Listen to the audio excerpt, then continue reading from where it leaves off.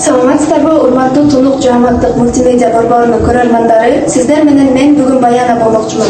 9 январь хореографтардын эл аралык күнү. Мына ушуга байланыштуу биз бүгүн Шүкүрбек Бейшаналиев атындагы инновациялык жалпы билим берүү мектебинин музыка мугалими, ошондой эле хореографы Аманбек кызы Айда эже менен маек курмакчыбыз. Саламатсызбы? Убактыңызды буруп келип бергениңиз үчүн алдын ала ыраазычылык билдиребиз. Анда эмесе баштай берели. Бизди мектепте музыка мугалими катары тааныйбыз. Сиз кантип хореограф болуп, балдарга жана кыздарга би үйрөтүп калдыңыз эле? Саламатсыздарбы? Хореография жаатында мен өзүм ага кызыкчумун. Ооба, музыка мугалими болуп дагы азыркы убакка чейин эмгектенип келатам. Би жаатында өзүңүз көргөндөй, мектепте жаш курамына жараша топторду өзүнчө иш алып барып жатабыз.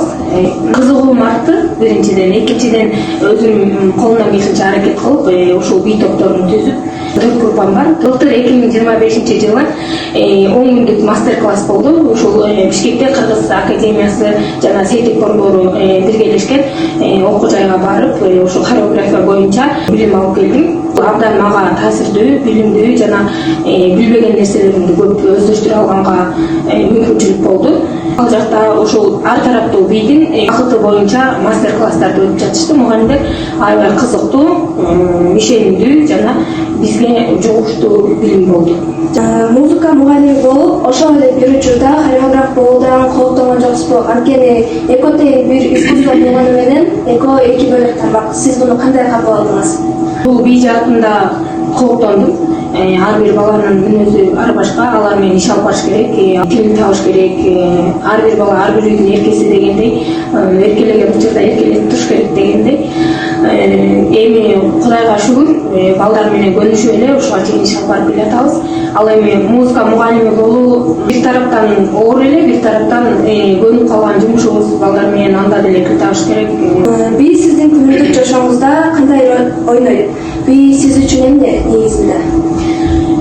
Би мен жашоомдо роль ойнойт. Себеби кандай бош убакыт болбосун, мен балдарга изденүүгө аракет кылам.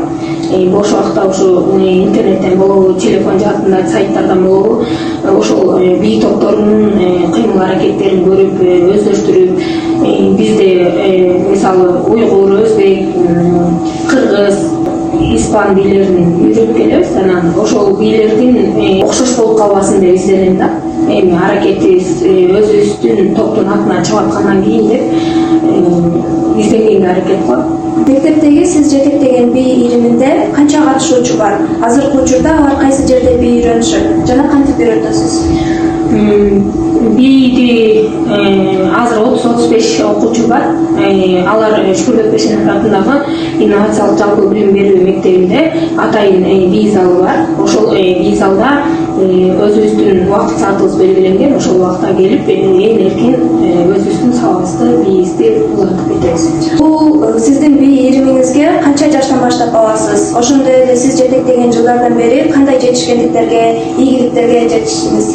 Иримди баштаганы чынында 4 жыл ичинде көптөгөн ийгиликтерге жетиштик.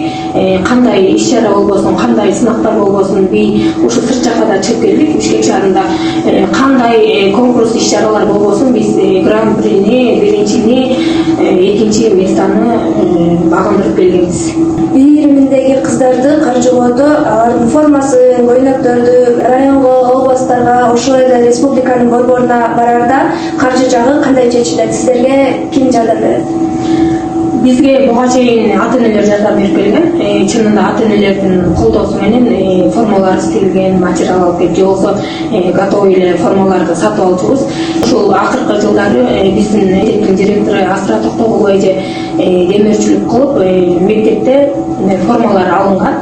Өзүбүздүн ушу би залындагы кийимдерди жайгаштыруучу бөлмөдө ушул 3-класстан 7-класска чейинки формалар илинип турат. Би үйрөтүүдө кандай кыйынчылыктарга туш болосуздар? Негизи эле би үйрөтүү кыйынбы? Негизи би үйрөтүү өтө кыйын. Ал жакта шықты окуучулар бар, эми бир аз оорураак элементтер болгондо биле албай калган окуучулар бар. Мисалы бир бийди биз бир күндө же 2 күндө үйрөнүп бүтө албайбыз. Негизи бул бийдин структурасы боюнча бир бийди бир жылда үйрөнүп бүтсөң ошол максатына жетет да. Биз болсо чынында тынбай эмгектенип бир бийди 3 жумада, 2,5 жумада элементтерин толук жаттап бүткөнгө аракет кылабыз. Бирок анын ичинен дагы 3 ай аралыкта так даана ошол бийдин максатына жетүү үчүн күнүнө иш алып барып турабыз да. Ошондо 6 айда бир бийди жаттап бүткөнгө ошондо да бийикке жетишпей калат, бирок аракет кылабыз да. Кайсы улуттун бийин көбүрөөк бийлейсиздер? Кыргыздын улуттук бийлериби же башка бордош элдердин дагы бийлерин үйрөтөсүзбү? Албетте өзүбүз кыргыз болгондон кийин кандай иш чара болбосун биринчи эле бизден кыргыз бий сурашат. Анан кыргыз бийди кайсыл группа болбосун, кичинекей чоң болбосун кыргыз бийди биринчи жаттайбыз, сөзсүз түрдө. Андан кийин ушул жогоруда айткандай өзбек, кыргыз, испан, уйгур бийлерин өзүбүздүн кызыкчылыгы үчүн биринчиден, экинчиден бул бийде чектөө жок. Баардык тараптан үйрөнө берсек биз үчүн кызыгуу, алдыга жүрүшүү максатыбыз ишке ашылат деп түшүнөм. Өзүңүздүн жана бий ириминин пландарыңыз жөнүндө бөлүшө кетиңиз. Биздин пландар көп, убактылуу гана чектелип калбайт деп ишенем. Мен канчалык аракет кылган сайын бул бий көнүгө берет, алдыга өсө берет жана мектептин болобу, райондун болобу атын өчүрбөй дагы алдыга иш алып барганга аракет кылабыз. Жана бийде деле топтордо бүтүп кетишет да, окуучулар бүтүп кеткенде улам жаңысын алып, кайра заманга жараша жаңылап иш алып барууга аракет кылабыз деген үмүттөбүз. Сиз сыяктуу хореографтар көп, аларга өзүңүздүн куттуктоолоруңузду айта кетсеңиз. Бардык хореографтардан майрам менен чын жүрөктөн куттуктайм. Алардын иштерине ийгилик, ден соолукта болушсун. Эң негизгиси өзүнүн кесибин сүйө билсин. Айда эже бүгүн келип кызыктуу маек куруп бергениңиз үчүн чоң рахмат. Ишиңизге ийгилик каалайбыз. Дагы көптөгөн таланттуу балдарга, кыздарга бий үйрөтүп, эмгектенип жүрө бериңиз. Ал эми сиздер менен кайрадан жолукканча саламатта болуңуздар.